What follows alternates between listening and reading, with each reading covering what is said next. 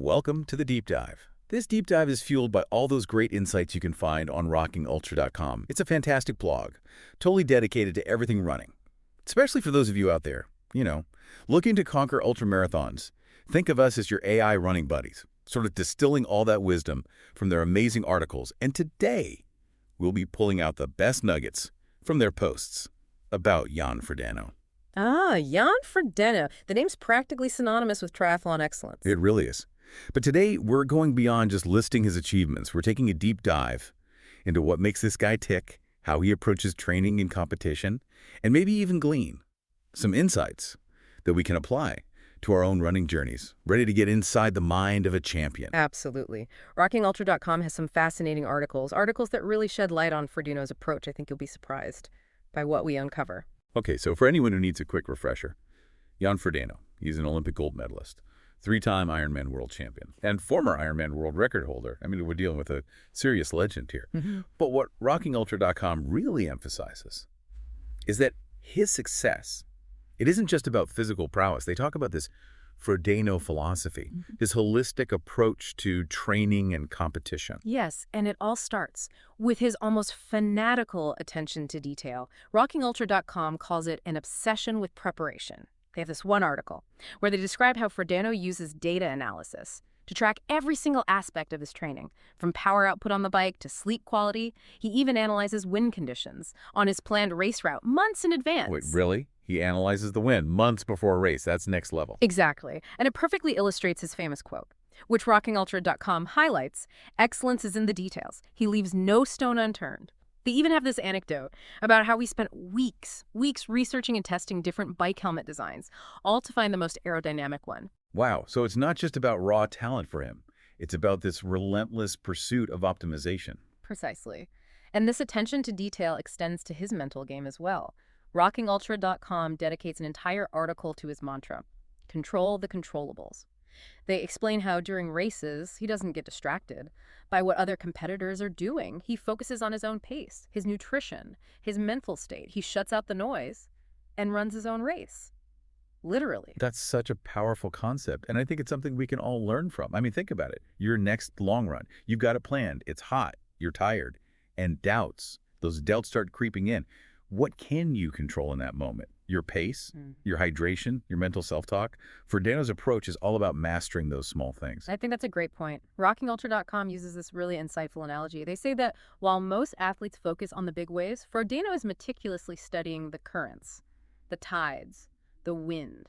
He understands that controlling those seemingly minor details, it can make all the difference when the big waves do come. That's a really great way to put it. It's like he's playing 4D chess while everyone else is playing checkers. Exactly. But it's really interesting. Despite this laser focus on performance, he doesn't live this monastic life. He's married to Emma Snowcell, also an Olympic triathlete, and they have a family. Right. RockingUltra.com talks about how he prioritizes family time.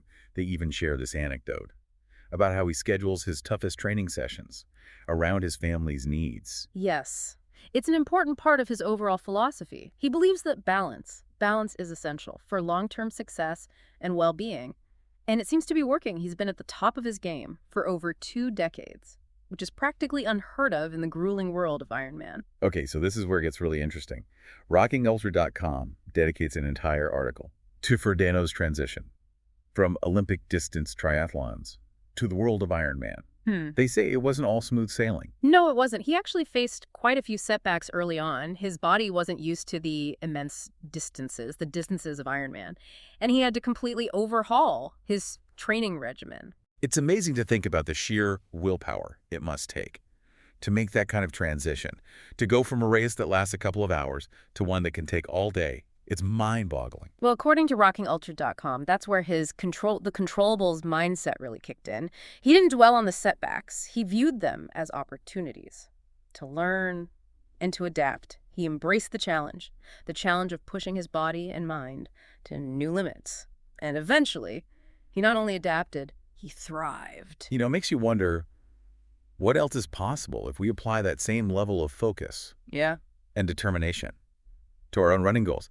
I'm starting to get really inspired here. I can see why. But before we get too carried away, there's one more aspect of Frodeno's approach that RockingUltra.com highlights. And it's actually quite unexpected. Oh, I'm intrigued. What is it? They call it embracing the discomfort.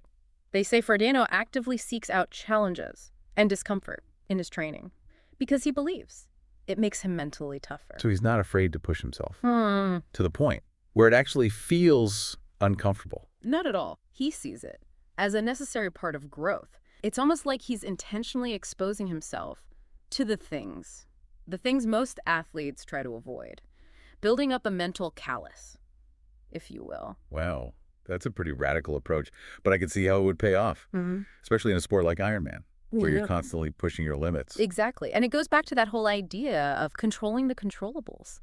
When you embrace the discomfort, you're essentially taking control of your own mental and physical response to pain and adversity.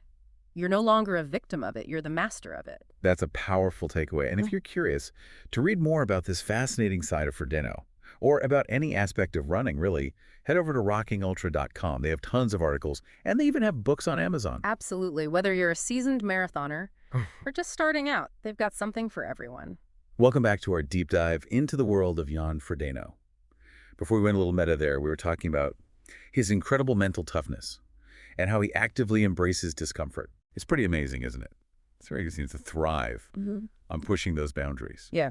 You know, physical and mental. Yeah. And rockingultra.com, they really drive this point home with a story about his recovery from this serious injury. Yes. They have this whole article dedicated to his 2017 stress fracture, the one that forced him to withdraw from the Ironman World Championships in Kona. Devastating setback. But Frodeno, true to form, used it as a springboard for growth. It's almost like he sees these setbacks Yes. like integral parts of his journey. Yeah. Exactly. He doesn't dwell on them. He analyzes them. RockingUltra.com describes how he used that injury layoff to completely reassess his training regimen, consult with new specialists, and even explore alternative recovery methods. He came back stronger, both physically and mentally. It makes you wonder, is that part of what makes him such a phenomenal athlete? This ability to not just bounce back from setbacks, but actually use them to his advantage. I think so. RockingUltra.com uses a really interesting term to describe this. They call it anti-fragility. It's not just about resilience, it's about becoming stronger through adversity. I love that. Anti-fragility. It's like the challenges actually make him more robust. Precisely. And this concept ties back to one of Frodeno's key principles, which RockingUltra.com keeps coming back to: adaptability.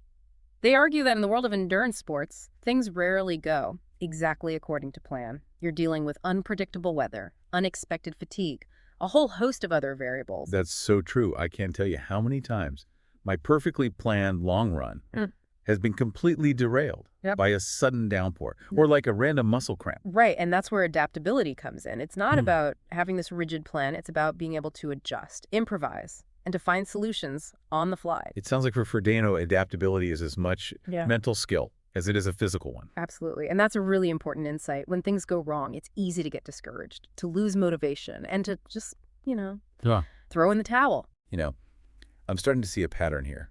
Everything we've discussed so far.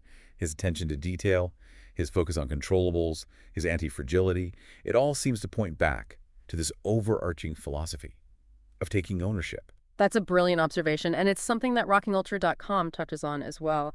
They say Frodeno, he doesn't see himself as a victim of circumstance. He sees himself as the architect of his own success. He's proactive, not reactive. That's such a powerful shift in perspective. It makes me think about all the times I've let those external factors dictate my training. Maybe the weather wasn't perfect, or I didn't get enough sleep the night before. So I used that as an excuse to slack off.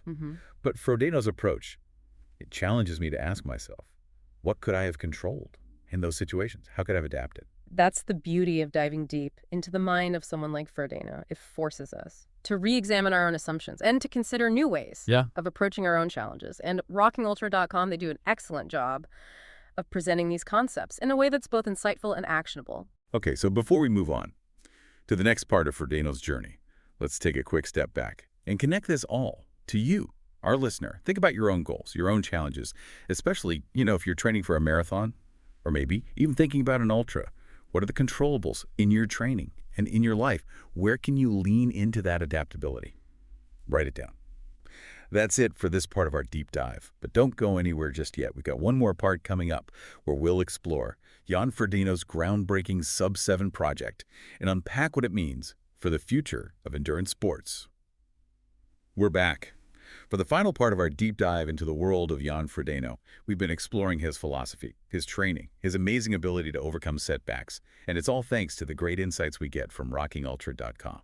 Yeah, it's been a fascinating journey so far, hasn't it? And now we're about to step into a chapter that really pushes the boundaries of what's possible in human endurance. You're talking about the Sub-7 project, right? This is where Frodeno and his team, they set out to break the 7-hour barrier for an Ironman distance triathlon, something that was considered basically impossible at the time. Exactly. And rockingultra.com has this whole series of articles dedicated to this project. They break down everything from the science behind it to the mental fortitude it required. Remember how we were talking about Frodeno's obsession with controllables? Right. Well, this project, it took that concept to the whole new level. So they essentially created like the perfect conditions for him to achieve this insane goal. Precisely. They analyzed every single factor that could possibly influence performance, from the drafting strategy to the nutrition plan to the course selection. They even had a team of pacers running and cycling alongside him to minimize wind resistance. Trying to wrap my head around the level of planning, the meticulous planning that must have gone into this. It was a logistical masterpiece. According to rockingultra.com, they even developed custom-designed gear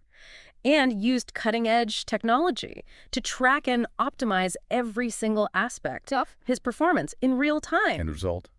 He smashed the 7-hour barrier, 6 hours, 27 minutes, and 52 seconds. It's mind-blowing, even knowing they created those optimal conditions. It just shows you what's possible when human potential is combined with scientific precision and unwavering determination. Okay, so here's what I'm wondering. rockingultra.com, they present the Sub-7 project as this incredible achievement, but do they address the arguments against it? Like, is it really a legitimate Ironman record if it's not done under standard race conditions? That's a great question, and yes, they do. They acknowledge those criticisms. They have an article where they present both sides of the debate, including the views of athletes who believe that. This type of optimized event, it kind of undermines the spirit of traditional Ironman racing. But they also highlight the arguments in favor of the project, like its potential to inspire innovation and push the limits of human performance. Sounds like a pretty complex issue with valid points on both sides. Exactly. And ultimately, rockingultra.com, they encourage readers to form their own opinions based on the information presented.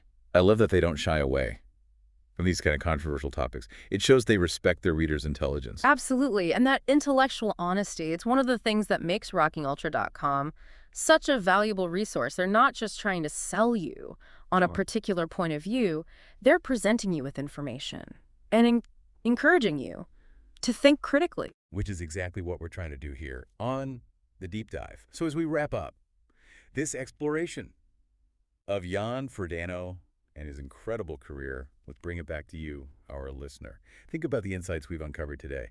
The idea of mastering those controllables, embracing discomfort, being adaptable, and always seeking out those marginal gains. How can you apply those principles to your own running, to your own life? That's something to ponder as we finish up. But before we go, I want to give another shout out to rockingultra.com. If you're enjoying this deep dive, you'll absolutely love their content. Head over to their website or check out their books on Amazon for even more insights into running, ultramarathons, and the mental game. They've got something for everyone, whether you're a seasoned pro or just starting out on your running journey. That's all from the deep dive. Until next time, keep exploring, keep pushing those limits, and remember, excellence is a habit, one step at a time.